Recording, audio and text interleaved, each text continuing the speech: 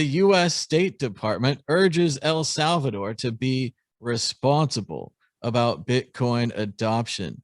They're saying the United States is taking a tough look at Bitcoin following a major ransomware attack and suggested that El Salvador take a similar approach. Yes, just as we were saying, that when they hacked the pipeline, they asked for Bitcoin. They didn't ask for dollars. Therefore, all of the people buying and selling tacos and burritos on Satoshi Beach in Venezuela will no doubt be funneling millions of dollars through the taco stand. Adam McBride, is the United States government correct? Should El Salvador be responsible and be careful about their Bitcoin adoption? Come on, careful about what? I mean, realistically, about what? El Salvador.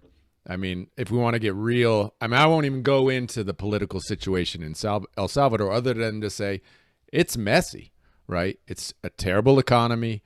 It's government involved in every aspect of it. Very difficult to run a business in El Salvador. There's been a huge brain drain of talent from El Salvador because of those reasons. You know, do I think the president of El Salvador's a genius or really cares about Bitcoin?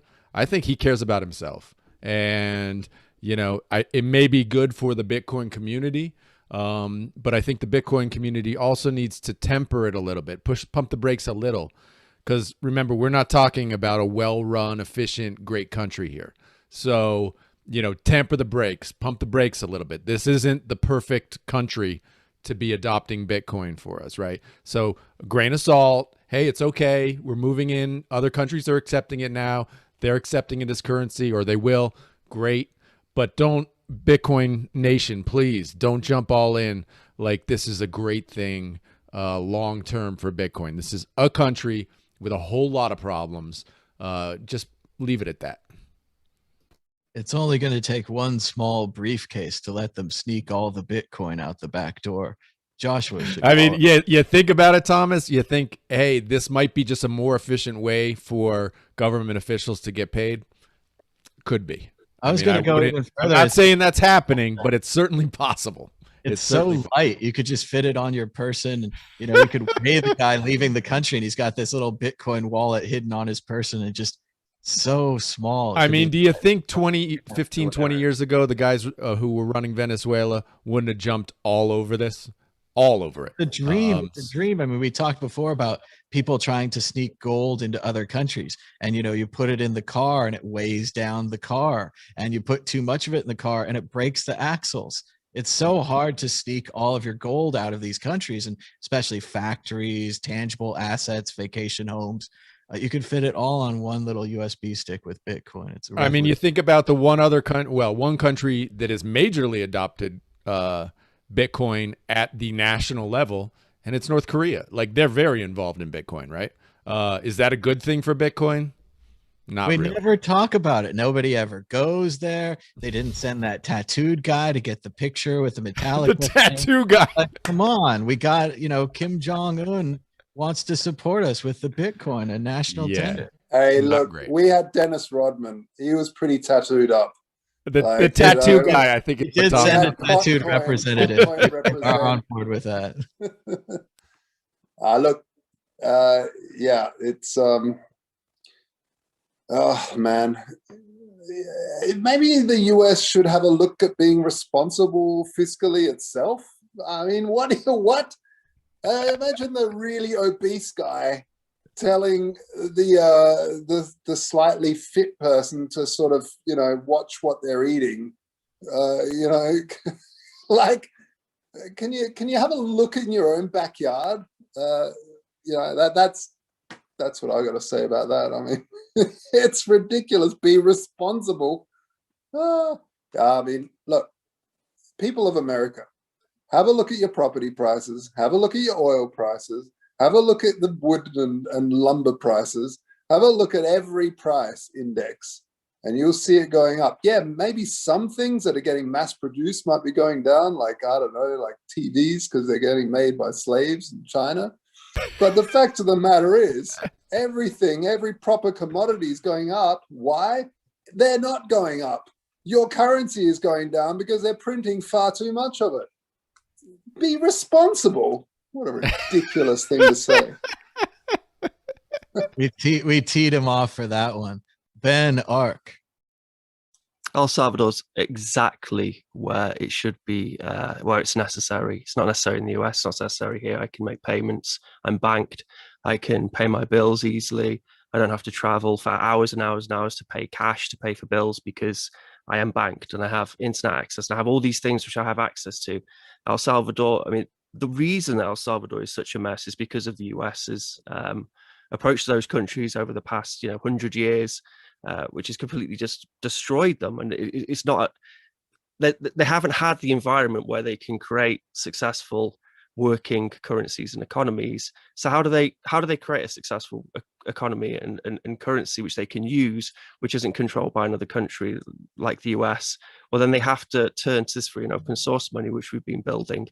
So it's exactly where it's necessary. It's not necessary in the US. It's one of the main selling points is wiggling out of the US's control of these countries by adopting Bitcoin. As well as obviously for the average users, for the people in that country, they then have a very socially scalable platform which they can build all these financial tools which will go on to lead the world and the world's markets. So it's great that these countries are adopting Bitcoin and they're looking at Bitcoin. And this is this article.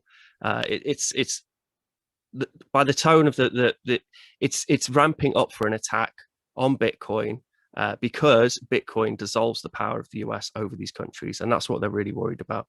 But it's a good thing that Bitcoin does that. And we should totally encourage. I agree that Bukele's government isn't ideal. And a lot of these countries have a lot of problems. But it's that Trojan horse. Like you're letting free and open source money into a society. You're teaching people how to use it. You're empowering them.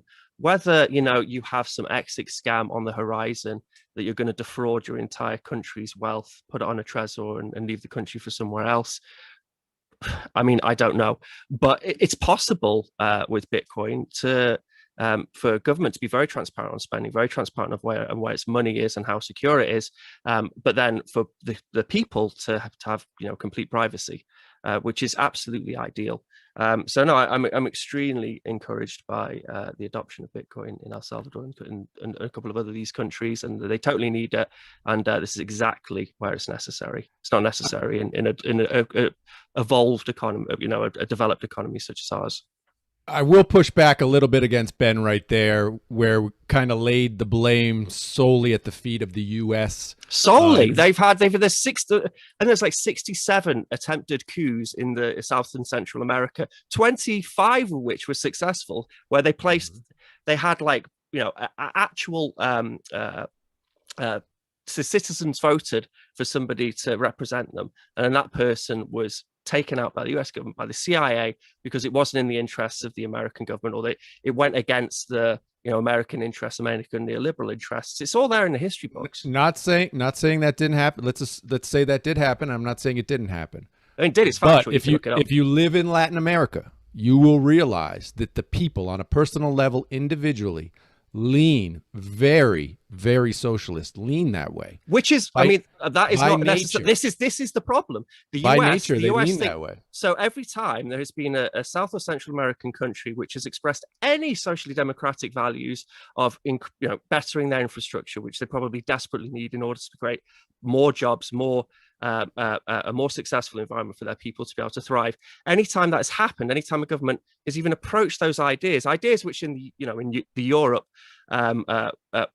we run with, and there's plenty of countries which are far more socialist leaning, as you would say, than any of those governments. The US have waded in and unstabilized the country, usually put in somebody who's some atrocious leader, who's then has gone on to rape and pillage its own country. So the US needs to back off, let these countries the one evolve. We haven't been able to do that with, the one the US wasn't able to step in and actually get change, Venezuela, period. Venezuela's run their own deal for the last 20 years, and what happened to that country? Are you sure about that? Was it not the same? So with Venezuela, their entire economy was based on the oil which they're exporting to the US, and then as soon as you say, a socialist or quote unquote socialist leader got in control, the sanctions which were then levied against Venezuela, it's just the same as Cuba. The sanctions which were levied against Venezuela absolutely crippled the country.